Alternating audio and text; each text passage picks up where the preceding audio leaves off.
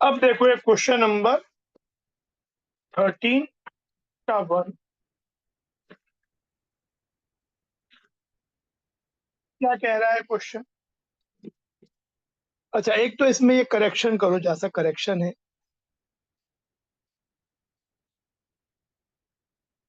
ये 106 नहीं है, ये 10⁶।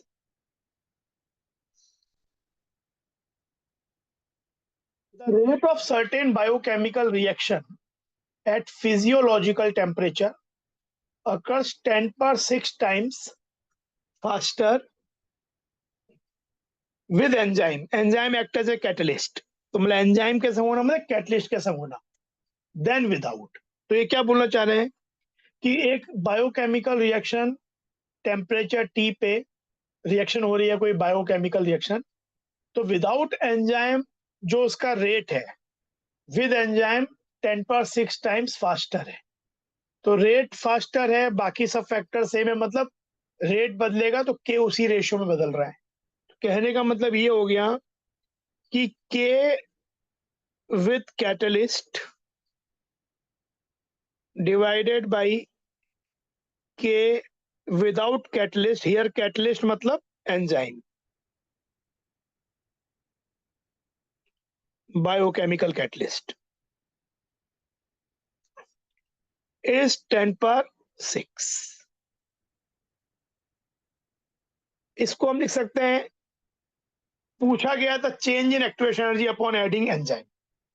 तो देखो A Arrhenius factor is only depend on the molecular geometry, it does not depend on the catalyst as well as temperature. तो A e⁻⁻ E1 by RT, जहां पे E1 हो गया एक्टिवेशन एनर्जी विथ कैटलिस्ट,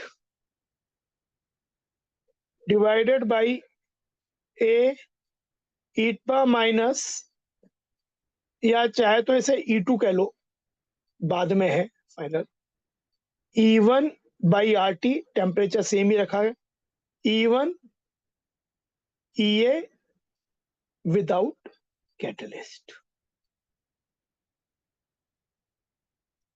तो ए cut जाएगा, हमको चाहिए change in activation energy. Change in activation energy मतलब E2 माइनस E1 चाहिए हमें। E2 फाइनल है, E1 इनिशियल है विदाउट कैटलिस्ट। तो देखो अगर मैं इसको लिखता हूँ 10⁶ e⁻⁻ -1/RT E2 minus E1, इसको अगर मैं लॉग लू दोनों तरफ,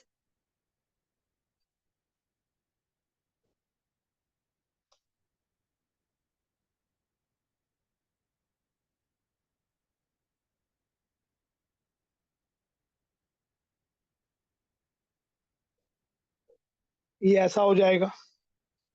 तो log 10 बेस 10 तो 1 हो जाएगा, तो 6 -1/RT, ये एक्चुअली मुझको चाहिए है E2 माइनस 1, ये वैल्यू ही मुझे चाहिए चेंज, और इसे लिख सकते हैं 1 बाई, इसकी वैल्यू होती है 2.303। तो ये हो जाएगा 6 into RT minus is E2 minus E1, and that we want change in activation energy। तो आपका आंसर ये हो जाएगा B। B will be your answer, -6 2.303 RT।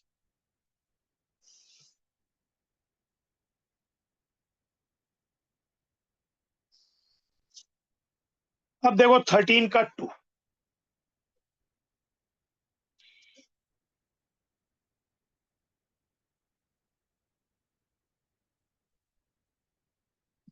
क्या कह रहा है,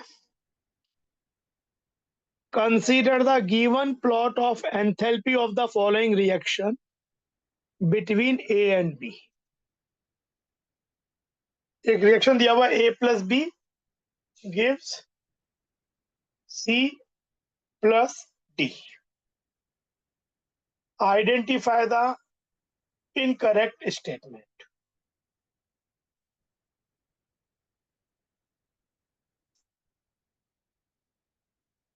क्योंकि देखो A प्लस बी इनकरेक्ट ढूंढना है, डी इज काइनेटिक, तो प्रोडक्ट दो है, तो सी की एनर्जी जो है, energy of C is less than energy of D. तो थर्मोडायनेमिकली मोर स्टेबल प्रोडक्ट तो कौन सा है? C is thermodynamically stable.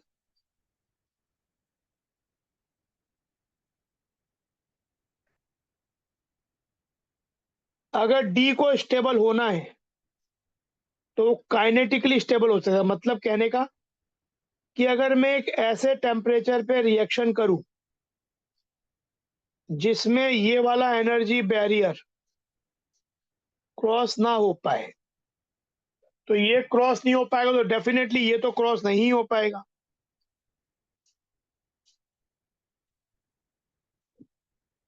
तो आपको मतलब चॉइस ही नहीं रहेगी, केवल यही प्रोडक्ट बन सकता है, क्योंकि ये तो बैरियर ही क्रॉस नहीं हुआ।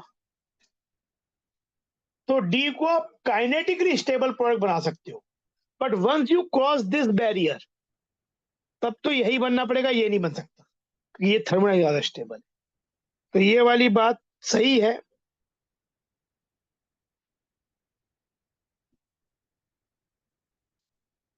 Formation of A and B from C has the highest enthalpy of activation.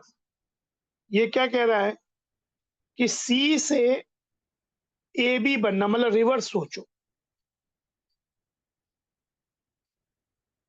यहां से यहां जा रहे हैं, तो इसकी एक्टिवेशन एनर्जी ये वाली हो जाएगी, दिस। तो ये सबसे ज्यादा हाईएस्ट ही है, बात भी सही है, क्योंकि और कोई भी वैल्यू, चाहे आप इधर से इधर जाओ तो ये लगेगा, यहां से आ जाओ तो ये लगेगा, इधर से इधर जाओगे ए प्लस बी से सी तो ये होगा, केवल यहां तक। सबसे ज्यादा सी से ए प्लस बी का ही एक्टिवेशन एनर्जी है। तो ये वाली बात भी सही है, करेक्ट है।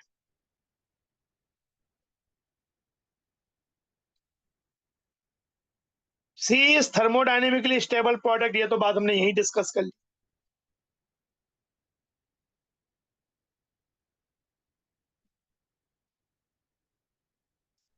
Activation energy enthalpy to form C is 5 kilo joule per mole, less than that to form D.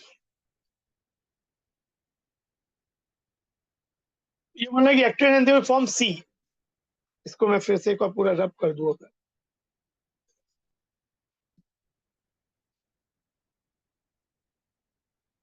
तो ये एक्टिवेशन एनर्जी क्या हो जाएगी?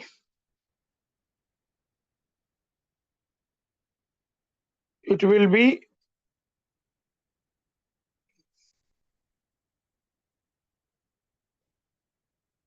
5 से 20 तो 15, और इधर से इधर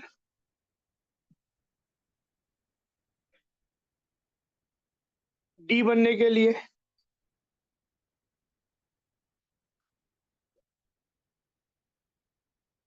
ये हो गया 10।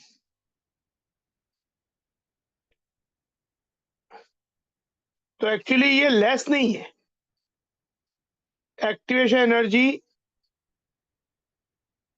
ए प्लस बी से सी ये है 15, और एक्टिवेशन एनर्जी ए प्लस बी से डी है 10। तो ये जो डिफरेंस है, दिस इज हायर, लेस नहीं है, इट इज हायर। तो ये बोल रहा है इज लेस, जबकि एक्चुअली ये हायर है।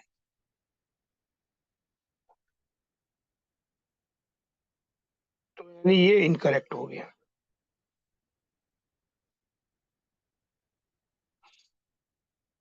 यही आंसर हो गया, क्योंकि हमें इनकरेक्ट ही ढूंढना है।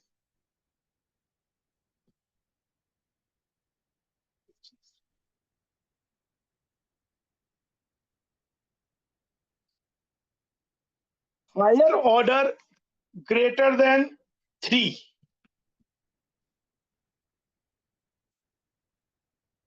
reactions are rare due to। तो देखो होता क्या है, जब हायर भाई आपके जब एक रिएक्शन होने के लिए कंडीशंस क्या है, the main conditions for the occurrence of a reaction is proper orientation. Main condition क्या है एक रिएक्शन होने के लिए?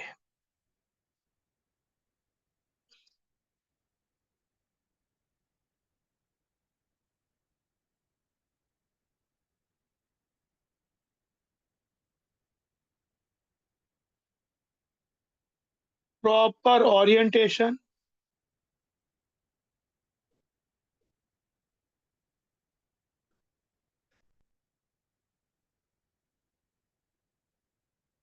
प्रॉपर एनर्जी एंड कॉलिजन होना। तो क्योंकि बहुत सी चीजें एक संग मीट करनी है, तो लो probability of simultaneous collisions of all the reacting species। एक संग दो या तीन से ज्यादा मॉलिक्यूल ये सब कंडीशंस को satisfy at the same time कर पाए, साइमल्टेनियसली कर पाए, ये मुश्किल होता है, इसकी प्रोबेबिलिटी काफी लो होती है। तो जनरली जो रिएक्शंस के ऑर्डर होते हैं वो यूजुअली 3 या उससे कम होते हैं, बहुत rarely it is greater than. तो ये हो जाएगा लो probability of simultaneous collision of all the reacting species.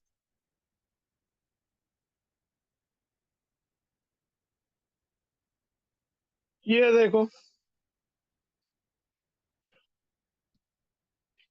a reactant A forms two products, A से B, A से C।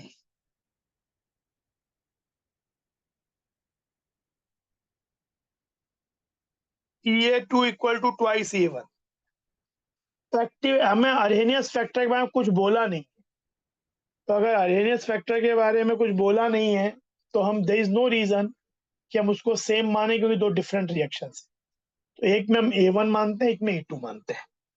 तो इसके लिए आपका K1 का एक्सप्रेशन हो जाएगा A1 e to the power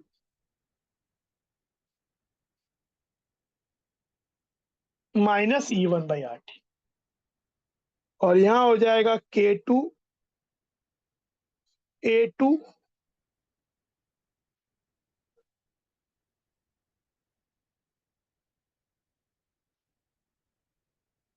और E2 equal to twice E1 दिया हुआ है।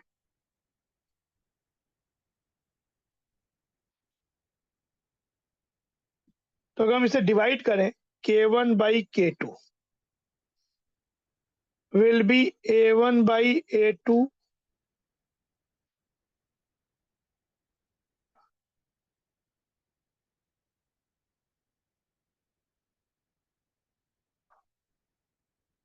E2 minus E1 will be E1 हो जाएगा। E2 इज ट्वाइस E1, तो ट्वाइस E1 माइनस E1। इसको मैं अनदर कांस्टेंट बोल देता हूँ A।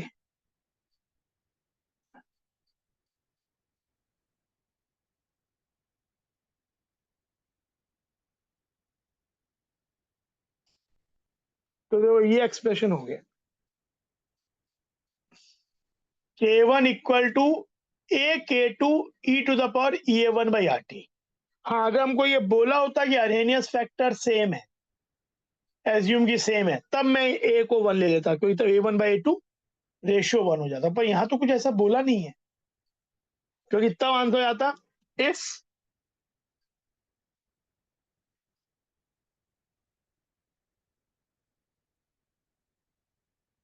Arrhenius factors are same, तो ये एक्सप्रेशन बन जाता K1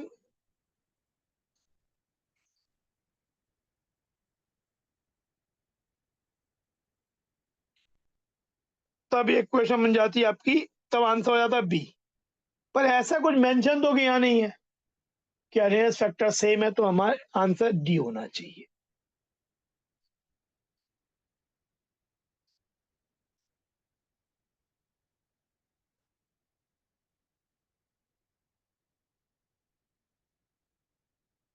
ठीक है, तो ये आपका क्वेश्चन हो गया। तो मेरे ओपिनियन में तभी ये चॉइस दी हुई भी है, इधर सम, तो डी आंसर हो। कुछ कुछ बुक्स में बी दिया हुआ है कि एज्यूमिंग की एक्टिवेशन एनर्जी इनकी अरेनियस फैक्टर सेम है, बट दो अलग रिएक्शन के लिए अरेनियस फैक्टर सेम होने का कोई लॉजिक तो नहीं है जब तक मेंशन ना किया जाए। हाँ, ये अलग बात है कि टेम्परेचर बदलते हैं, कैटलिस्ट बदलते हैं, तो अरेनियस फैक्टर सेम रहता है रिएक्शन का, because it is not affected by catalyst and temperature. पर ऐसा तो सिचुएशन है नहीं, यहाँ तो रिएक्शन ही दो अलग है, ए से बी, ए से सी।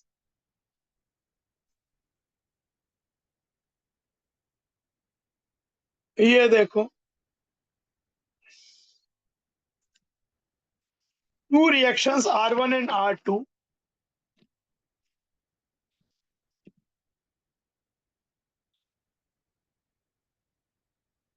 have identical pre-exponential factors। इसमें दिया हुआ है कि इन दोनों रिएक्शन के जो अरेनियस फैक्टर है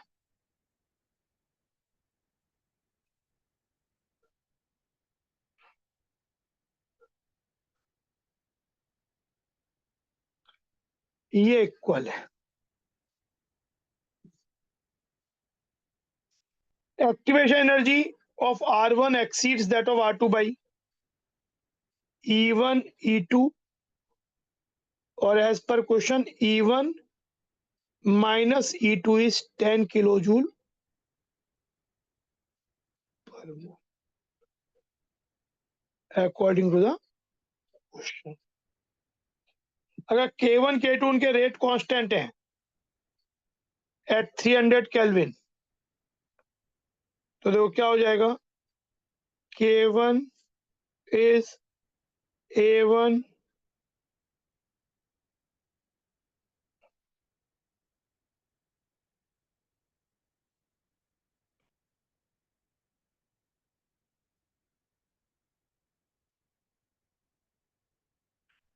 तो ये हो गया एज पर क्वेश्चन।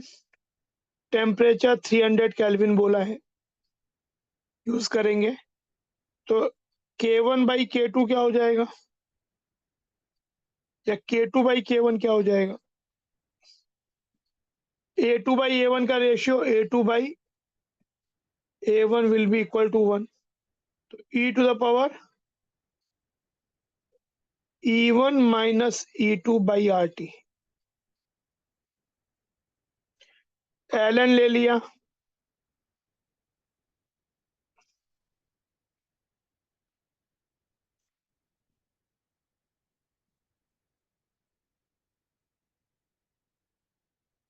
तब ये वैल्यू E1 माइनस E2 क्या हो गया, 10 किलो जूल पर मोल, तो 10 इंटू 10 पर 3 जूल पर मोल। टेम्परेचर 300 और R की वैल्यू 8.314, तो दिस विल बी 100 बाई 3 चौको 12 4, ऐसा हो गया। This is near about 4, this is near about 4 point something आएगा, पर नियर अबाउट 4, तो ये आंसर ये हो गया, ये डी चॉइस, डी चॉइस 4 हो गया। समझ में आया वाला क्वेश्चन।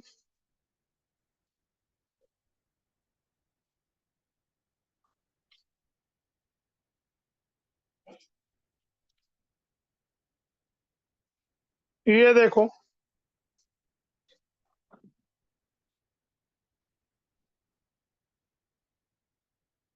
15 का 2,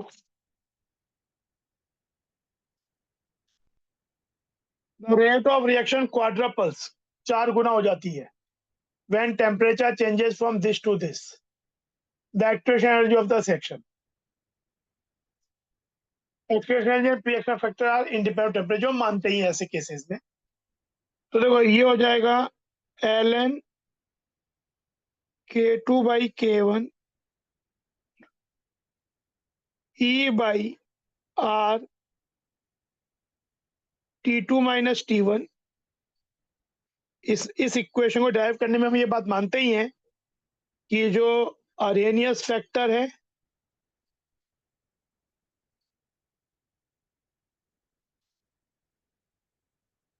and activation energy are independent of temperature। तो ये हो जाएगा ln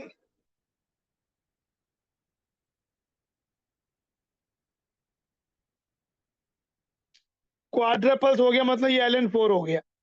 K2 become 4 times K1। E निकालना है R 8.314 इंटू 10⁻³ किलो जूल में अगर चाहिए, ये 10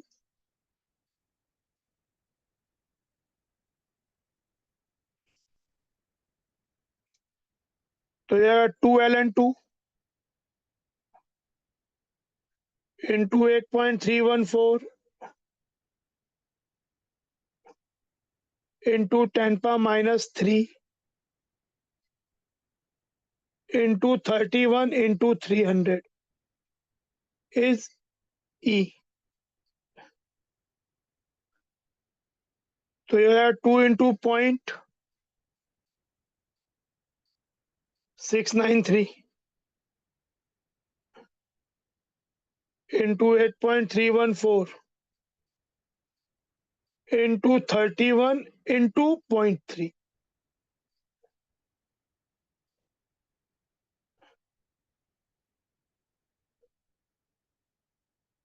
तो ये आपका हो जाएगा 0.693 8.314 इंटू 62 इंटू 0.3 180 से 18 पॉइंट।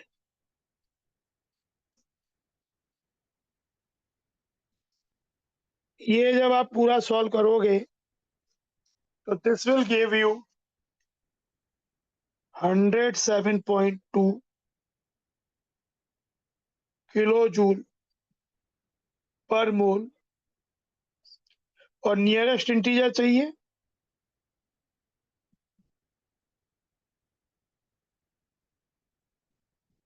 100 से। ये आपका आंसर हो जाएगा।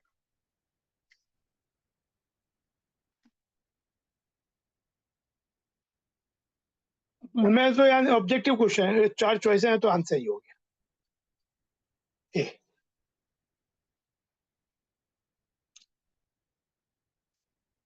आंसर ये हो गया, एक्चुअली ए हो गया।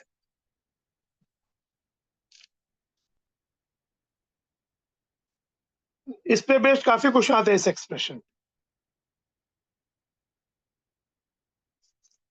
अब देखो ये नेक्स्ट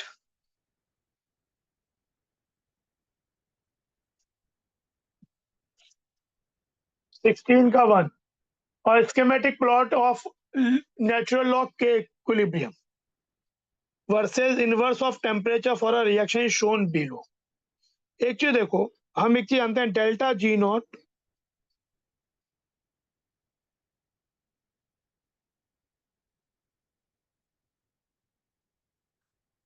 इसको लिख सकते हैं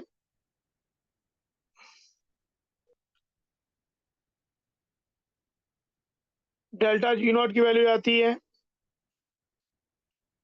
माइनस ln के इक्विलिब्रियम।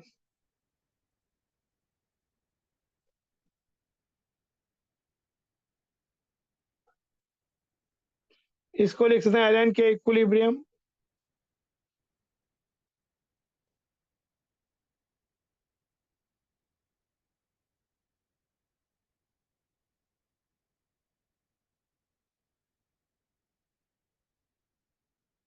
तो ये फॉर्मूला का इसको मैं वाई मानूं तो ये आपका हो जाएगा एम 1/Tx, ये इंटरसेप्ट एम की वैल्यू, यहाँ पे स्लोप पॉजिटिव है, देखो यहाँ स्लोप ग्रेटर देन जीरो है, मतलब minus delta H not by R greater than zero, यानी delta H not less than zero, exothermic. हम इससे केवल इतना ही इंफॉर्मेशन निकाल सकते हैं कि रिएक्शन एक्सोथर्मिक है, highly spontaneous at ordinary temperature, इसके बारे में नहीं बोला जा सकता है। स्पॉन्टेनिटी पता चलेगी कि डेल्टा जी नॉट की वैल्यू कितनी ज्यादा नेगेटिव है किस टेम्परेचर पे। एंडोथर्मिक तो डेफिनेटली नहीं है, one with negligible enthalpy change, और तो यहाँ पे भी आपके पास ये जो expression minus delta H not by R, तो delta H not less than, तो इसमें दो डिफरेंट टेम्परेचर अगर चीजें मालूम होंगी तो हम निकाल सकते हैं। पर यहाँ पे मेन बात जो निकल के आ रही है कि जो मस्ट बात है वो है कि एक्सोथर्मिक होना चाहिए।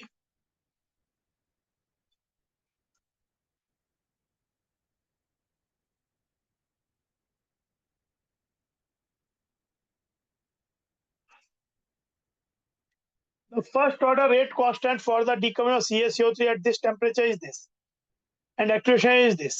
If rate constant at 600 Kelvin is this, the value of x is, तो ये दो डिफरेंट टेम्परेचर पे रेट कांस्टेंट दिए, ये निकालना है।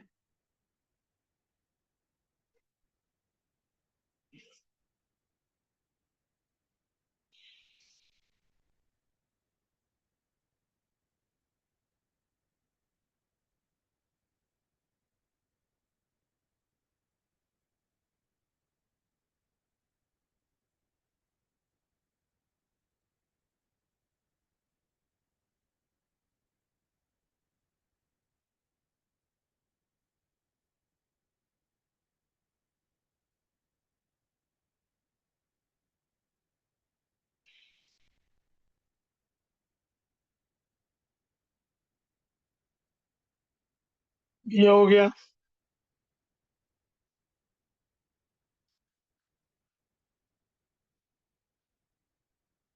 ये हो गया,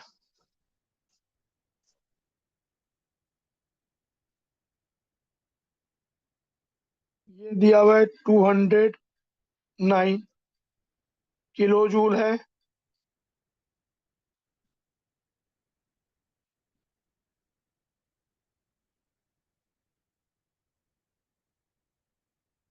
यहाँ फाइनल टेम्परेचर 600 है, पहला 700 है, -100 बाई,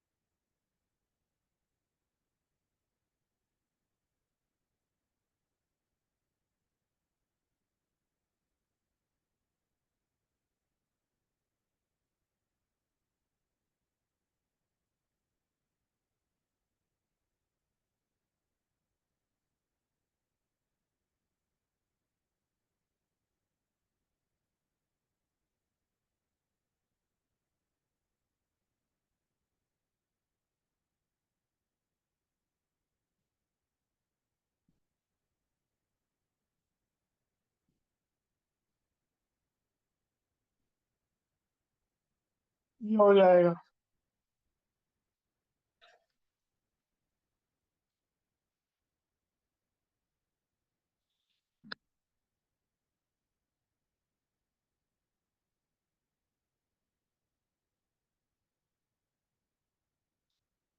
इस वैल्यू को अगर उल्टा करके लिख दिया जाए,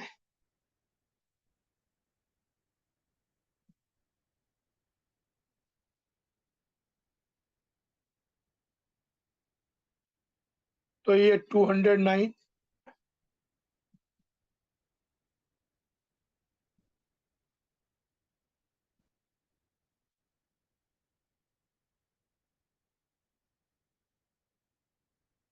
ये हो जाएगा।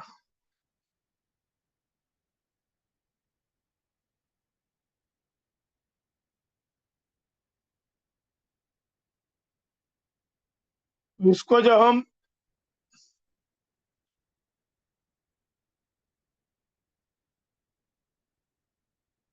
पूरा सॉल्व करेंगे, ये वैल्यू निकाल के,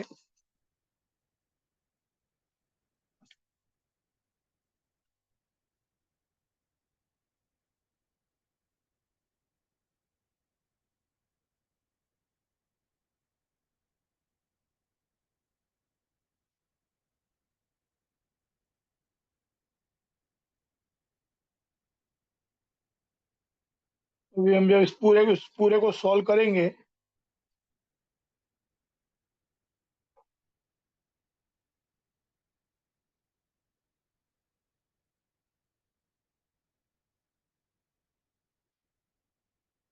तो ये सॉल्व करके x की वैल्यू फाइनली 16 आ जाएगी। सॉल्विंग करना है। यहाँ पे ये 8.31 दिया हुआ है, ये 4.2 है, तो एक मिनट, x इंटू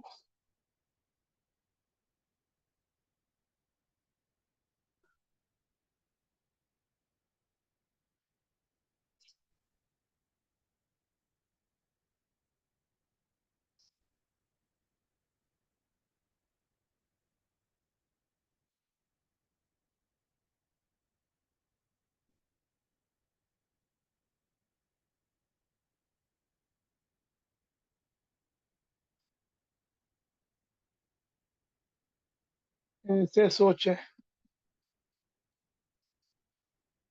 तो ये उल्टा हो जाएगा। इसकी वैल्यू आपके पास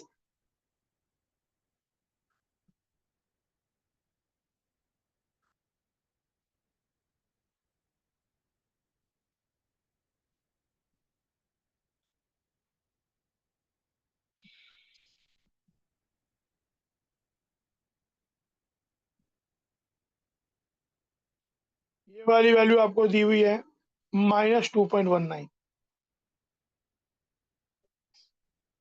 -2.19 -209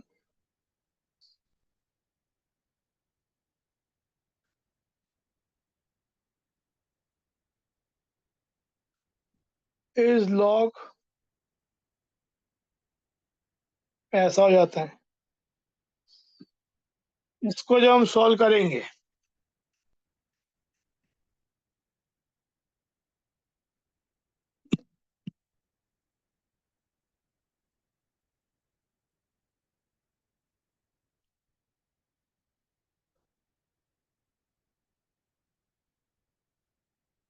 तो ये वाली वैल्यू आती है 209,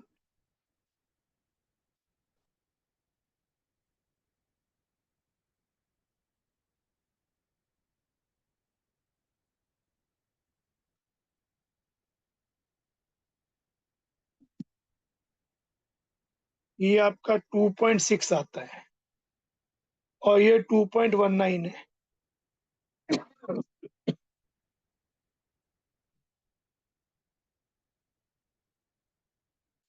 ये हो गया -4.79।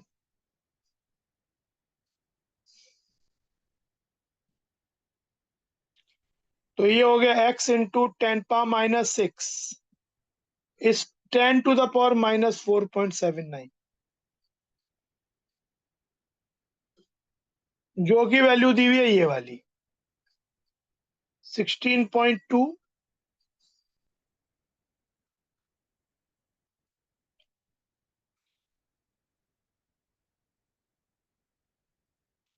तो नियरेस्ट इंटीजर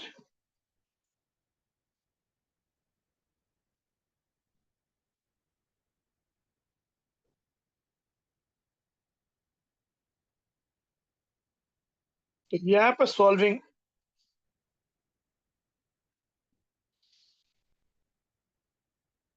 ये हो